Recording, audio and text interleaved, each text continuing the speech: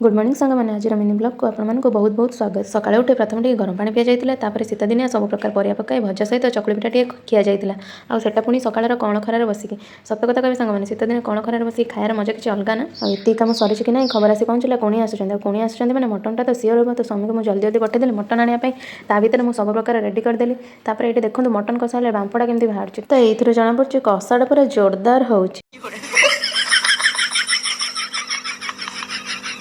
तो कषा कषि सारी देकी तरकारी पानी देकी मु पलि आसती अन्य कम करने को जमती ड्रेस पड़ता सफा हाँ सब सफा करके सुखी देखुना केते कम हो छाड़ू आहरी भी कम बाकी अच्छी खाली तो गपिले हेनी कम करने भी पड़ो तो से पलि आसती गचर पानी देवाई आ पानी दे सारिकी गचर टे मेडिसिन पकई फूल धरने गचर तो थे वीकली मेडिसिन पकड़ पड़े आ सब कम सर भितर मो तरकारी रेडी होता फास्ट तो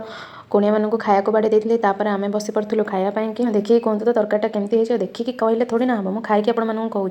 जिते भात टे खाई झोल टे हापुड़ देती हा कि आनंद कौन कह ता सहित ये आंब कषि आ पुदीना वाला कचुम्बर पूरा चार चांद लगिगला। और तापर खाई पी सारी सब धुआधुई कर सारी आसीगले टे खरार छिड़ा कि कौन मन है के गुणगुण गीत गाइली। हो छाड़ू आपण मैंने से कथा छाड़ू जब खाई पी सारे जाकि शुणु मोर गीत न शुणी